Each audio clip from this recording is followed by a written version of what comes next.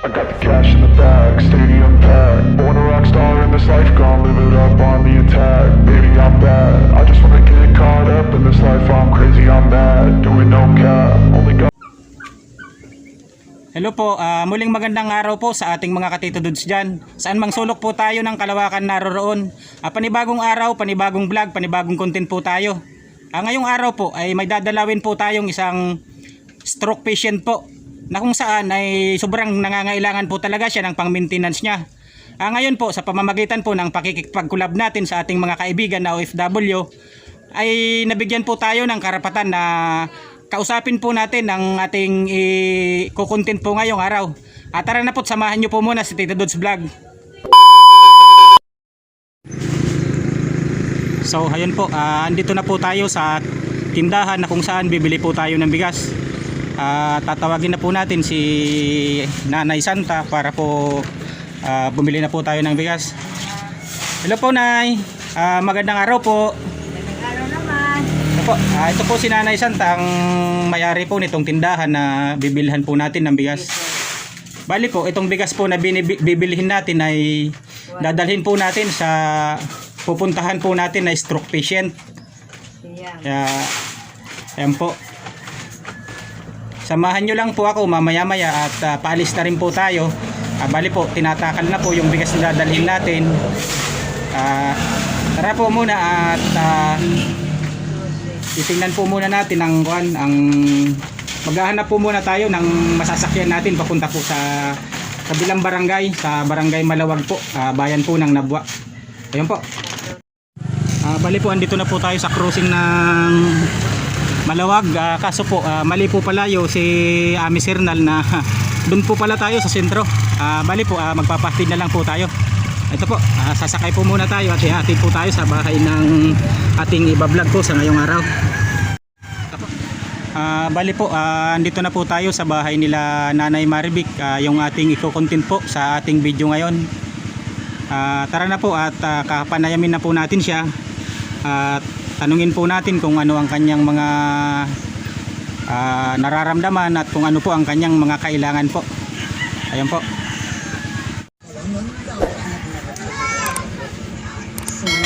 Nanay, ano pong pangalan nyo pala, Nanay? Sorry, at ngayon ko pa lang po itatanong at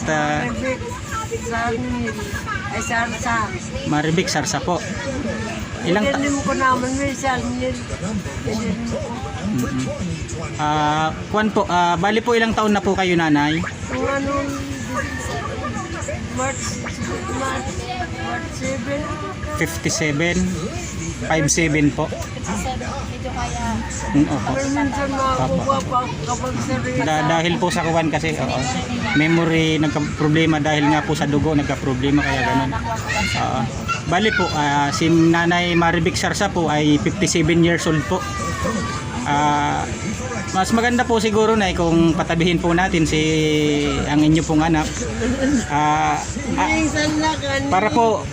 Para po may kuwan natin, maintindihan po ni Ami Sernal Vlog yung kuwan. Bali po, pwede naman kahit kuwan. Pwedeng kahit ano pangalan po nila? Opo. Grace po. Anak ka po ni kuwan. Ito po si Ma'am Grace ay anak po ni Nanay Ami, Nanay Maribik po. Sorry. Pang ilang anak po kayo, ate? Pangalawa po. Bali, ilan po kayong magkakapatid? 5 po. Yes po. Ikaw po ang pangalawa. Yun po. Ito po si ate ay kuwan. Pwedeng pakitranslate mo na lang yung sasabihin ni Nanay para po maintindihan po ng ating mga viewers po. Ayun po. Tuloy po natin, Nanay. Saan po ba tayo naputol nun? Bali po pala magwa 1 year na po kayong stroke ngayong March 30. Yun po. Bali po pala medyo matagal-tagal na rin. Simula po noon, tuloy-tuloy naman po yung gamutan, na yung therapy po tuloy-tuloy naman po sa awa ng Panginoon. Yun po, maraming salamat po sa Nakaagin na ako minsan. dahil daw po sa tuloy-tuloy na therapy ni Nanay ay unti-unti na po siyang nakakalakad po at unti-unti na rin pong sumisigla ang kanyang mga katawan. Ayun po, thanks God po. Kaya nanay ay tulungan po natin ang ating sarili. Kailangan po talaga na kasi po napakabata nyo pa po sa 57 years old. Dapat po ay marami pa po tayong nai-enjoy pa po natin yung mga ganong edad po. Ayun po. Bali po nanay, sa 5 anak nyo po, ilan babae, ilang lalaki po? Tatlong babae. Dalawang babae, tatlong lalaki. 2 babae, 3 lalaki. Opo. Ilan po doon nanay yung may pamilya na? Ako lang may anak. Ikaw lang. Bali po si ate lang yung may pamilya. Yun po. Bali po nanay, yung therapy nyo po, ano po yung schedule niya? Once a month, thrice a month, or twice a month? Sa month lang. Dalawang beses sa isang buwan. Dalawang beses sa isang Linggo. buwan. Twice a week. Twice a week po pala ang therapy po ni nanay. Minsan wala sir. Tumaan sa therapy kasi. Kulang. Opo. Ganun po. Baliguan daw po ang therapy po ni Nanay Maribek ay 2 beses po sa isang linggo. Magkano po yung per session po nanay? Bali po magkano po yung bayaran? 150. 150. Yung dito lang yung magtitira. Opo. Kasi hindi naman siya namamasahe. Bali po yung therapist. Pag malayo 500. Bali po yung therapist registered talaga siya. Bali registered or silot-silot lang. Hindi pa po. Pero nakapag-aral. O nakapag-aral pero di nakapag-aral. Okay. Wala siyang license. Yes po. At least marunong. May ano Opo. sa mga gamit na. Yes po. Yun po ang pinaka-importante ron. At least marunong. Luwas ako Walang license na. Hindi ako makakabangon. Kaya po ibig sabihin ay okay naman, nagiging successful naman. Kaya po pwede po talagang suportahan kasi nakikita naman yung improvement sa katawan ni Nanay Maribek. Nakalakad siya Yun sir. po. Dati po talaga nanay, actually talaga nakahiga lang kayo. Oo, nakahiga lang. Hindi siya nakakalakad. Hindi po talaga nakakalakad. Pero nung unti-unting pinag-therapy, nakalakad siya. Pero ito yung talagang hindi. Totally talaga kuwan na. Yan na lang yung isang kamay. Patay na. Patay na po. Ano na po? Ayan, bali ko na ganun po talaga, karamihan po talaga ng stroke patient.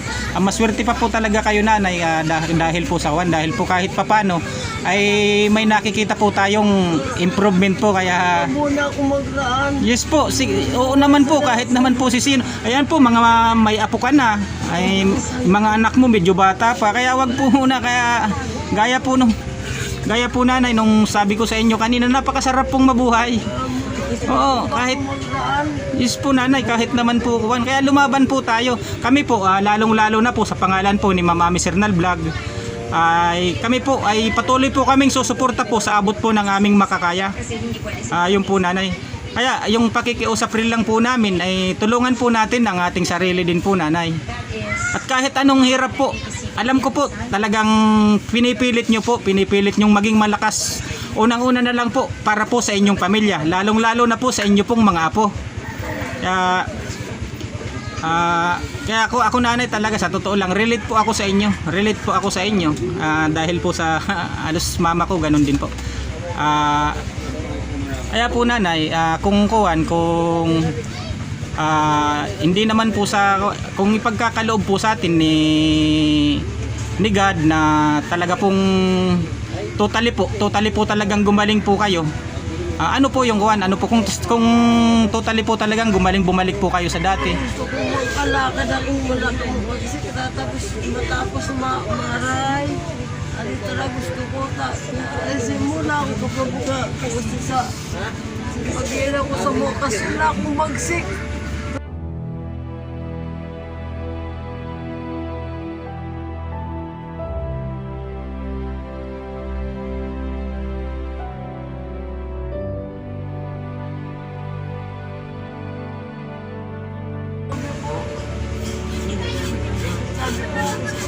Murang narakuan ako ni aming sernal na tuwata. Aral ko kaya pagkasalita ko minsan kung para pariyo. na di maami ka pag po ako nag-ami. Kaya nakukuha ko anak mo.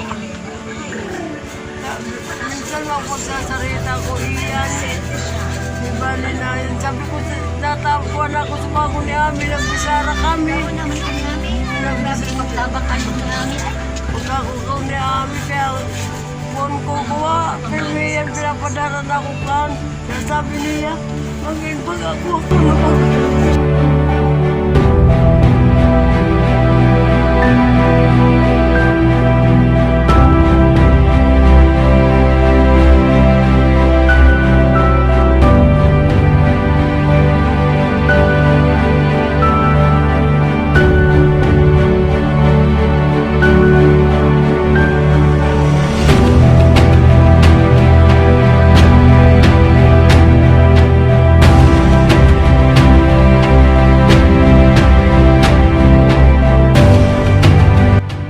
Pasensya na po kayo kung talagang nagiging emosyonal lang po talaga si nanay. Ramdam ko po siya kasi gusto niya pa po talagang bumalik siya sa normal. Grabe po talaga ang kahit daw ano po gagawin niya para po bumalik siya ulit sa dati. Ni Ami na problema. Papaspat tawa pansildo ko kaya tawan kakaiba. Basta nga ako taon mo kami kaiba muna na po.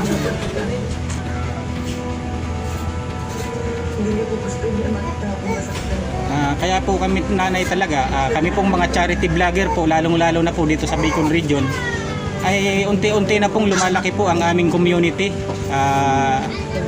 Kaya po, kami rin po sana, para po lalo pa pong marami po kaming matulungan, ay nakikiusap po kami, simple lang po ang aming pakiusap nanay.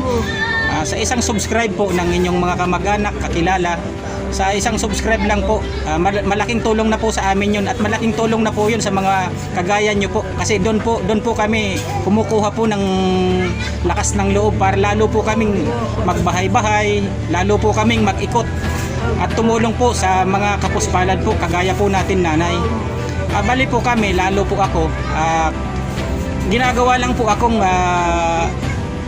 instrumento ni God para po gaya po sa amin ni Mama Ami Sernal Vlog, ginagawa lang po kaming instrumento ni God para po magpahatid po ng tulong sa mas lalo pong nangangailangan.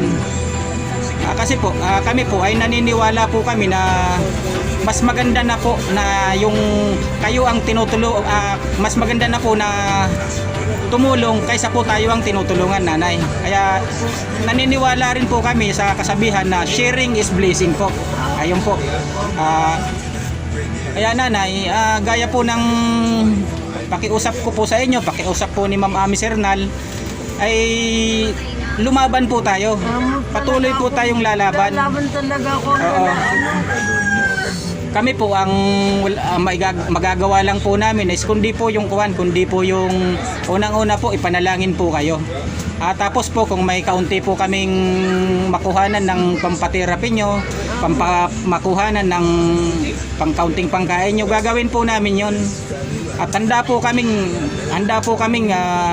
lumamay po sa mga maliliit po na kababayan natin.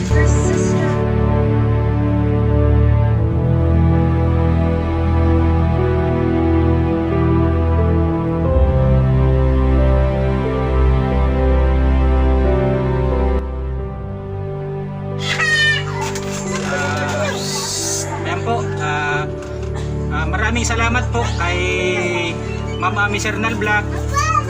Dahil po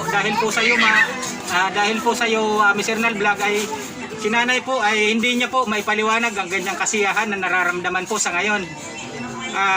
Kaya nanay ay pagpatuloy nyo lang po ang inyo pong hangarin po. Kami po, tayo po, alam ko, tayo pong mga vlogger, mga charity vlogger, ay isa lang po ang ating hangarin, kundi po ang makatulong. Kaya napakasarap po talaga, napakasarap lalong-lalo na po. Nakikita natin si nanay na tuwang-tuwa po siya. Dahil po sa isang charity vlogger, ay si nanay po ay muli pong nabubuhayan. Kaya, Manay Ami, maraming